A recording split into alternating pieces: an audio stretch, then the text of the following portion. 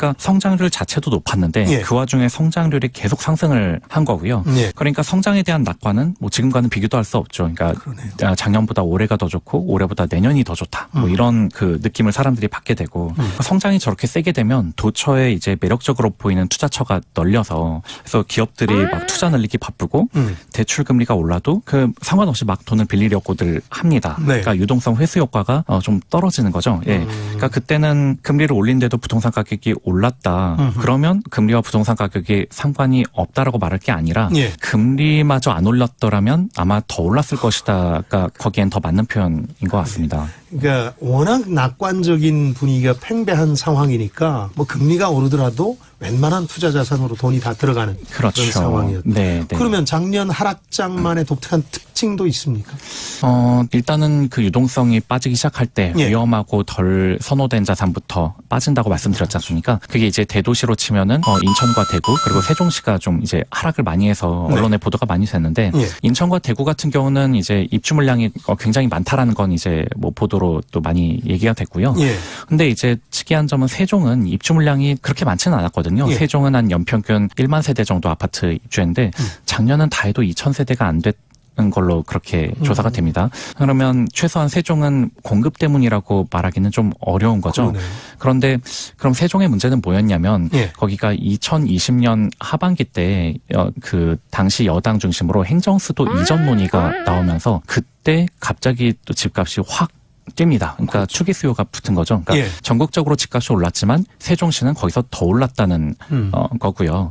그러니까 결국은 마치 주식처럼 예. 미래 호재를 선반영을 막 이렇게 세게 한 건데 우리가 주식시장에서도 목도하듯이 예. 금리를 올릴수록 그런 어떤 지금 나스닥의 기술주처럼 낙관적인 미래를 선반영했던 주식들일수록 더 많이 떨어지지 않았습니까? 네. 이거는 그냥 간단하게 생각해 보면은 대출 금리가 낮을 때는 예. 나는 5년이고 10년이고 기다릴 수 있다. 저 호재를 그러니까 빚내면서 있는 한. 그렇죠. 예, 기다릴 수 있다 하지만 이게 갑자기 대출 금리가 6, 7% 돼 버리면 이거 기다리다가 내가 먼저 쓰러지겠다 싶은 거죠. 그러니까 이런 호재를 과도하게 선반영된 곳일수록 먼저 많이 떨어졌고 그게 바로 GTX 호재를 반영한 경기도 일부 지역들도 뭐 이렇게 그 같이 그렇게 관찰이 되는 그런 모습이죠. 그렇게 작년엔 그런 식으로 주로 하락 속도가 좀 차별화되다 보니까 예. 이제 옥석가리기라는 표현이 나왔는데 근데 저는 이제 금리가 너무 많이 올랐기 때문에 네. 그러니까 위험한 게 먼저 빠진 거고 이제는 사람들이 선호하는 곳도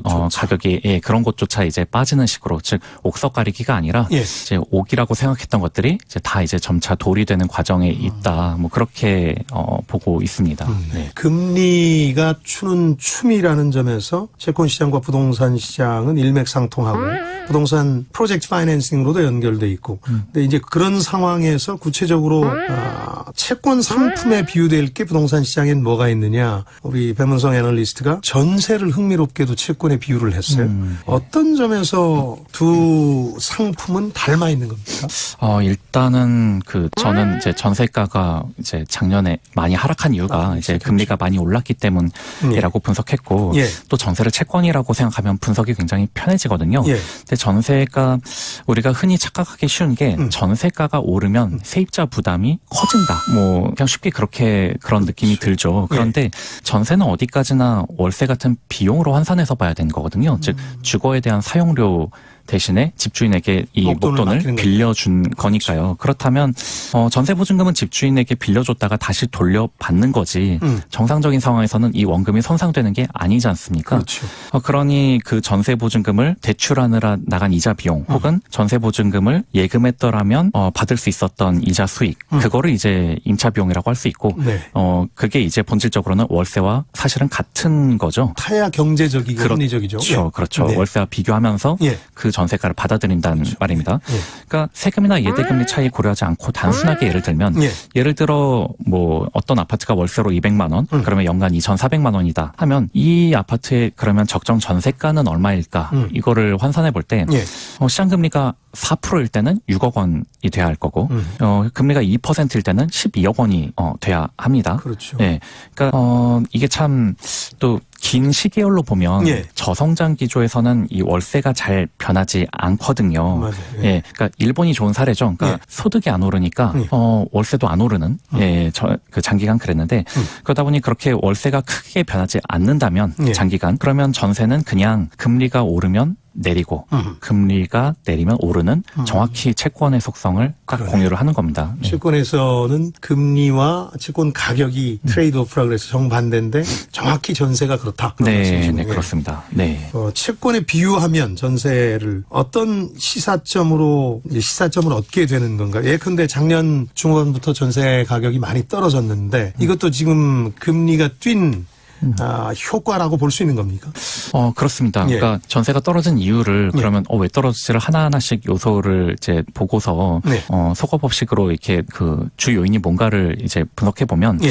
가령 서울의 경우 한 2005년부터 2021년까지 아파트 입주 물량이 연평균 한 3.8만 호 정도 되거든요. 3만 8천 예, 호 정도. 4만 8천 호 정도. 예. 그런데 이게 2020년에는 5만 7천 세대, 예. 그리고 2021년에는 4만 7천 세대가 입주를 했거든요. 예. 그러니까 장기 평균 대비 꽤 많았단 그러네요. 말입니다. 예. 그런데 기억하시다시피 전세가는 폭등을 했었고요. 20년, 21년엔 그랬죠. 그렇죠. 근데 반면에 이제 작년에는 뭐 11월까지의 통계긴 한데 예. 입주 물량이 한 2만 9천 세대, 3만 호도 채 안 됐습니다. 네. 그러니까 되게 장기 평균 대비 적었는데 네. 그런데 전세가는 많이 떨어졌단 말이에요. 그러게. 그러니까 입주 물량이 많을 땐 전세가 오르고 입주 물량이 줄어드니까 전세가가 떨어진다는 건 이 우리의 상식에 좀 반하는 결과 죠. 그러니까 그러니까요. 공급만 놓고 보면은 이게 설명이 안 안 되는 되거든요. 거죠. 예. 네. 그런데 우리가 이제 금리를 이제 딱 금리로 살펴보면 2020년, 21년은 금리를 아주 많이 내렸기 때문에 채권 가격이 확 오르듯이 전세가도 오른 거고 예. 또 작년엔 금리를 이제 많이 올렸으니까 전세가는 이제 많이 내린 것으로 그러니까 전세를 채권이라고 보면은 이게 자연스럽게 설명이 됩니다. 예, 이제 예. 물론 그 와중에 작년에는 이제 인천처럼 입주 물량이 되게 많았던 곳은 더 많이 떨어졌으니까 그러니까 금리와 공급을 같이 살펴보면은 이 설명력이 굉장히 높아진다는 거죠. 네. 네. 다만 금리를 빼고 공급만 놓고 보면 설명이 안 되는 지역들도 있는데 네. 금리를 갖다 붙이면 이건 설명이 그렇죠. 네. 채권이라 생각하면. 네. 그렇죠. 전세가 채권이라고 생각하면 되는데. 자, 이 월세는 그 와중에 어떤 역할을 하게 되는 겁니까? 아까 말씀해 주신 것처럼 전세는 월세로 언제든 전환될 수 있는 조건이고 그 전환의 기본적인 변수가 금리인데. 네. 월세는 어떤 역할을 하는 겁니까? 그럼 월세가 이제 채권으로 치면은 그 픽스 인컴 말 그대로 현금 흐름 역할을 하는 거지 않습니까? 네. 그 현금 흐름이 고정돼 있다고 가정하면은 금리에 따라서 채권 가격을 이제 구할 수는 있는 거고요. 그러니까 네. 결국은 우리가 집값을 밸류에이션 할 때는 월세가 얼마인지에서부터 출발을 해야 그 다음에 전세가도 구해볼 수 있고 예. 그리고 집값도 이제 한번 거기서부터 출발해서 이렇게 계산을 해볼 수 있다고 좀 생각을 하고요. 네. 네. 채권으로 치면 픽스드 인컴이라는 게 이제 확정 금리가 있는데 쿠폰이 붙어서 만기까지 얼마의 이자를 준다는 게 있는데 월세가 그런 개념이다. 네.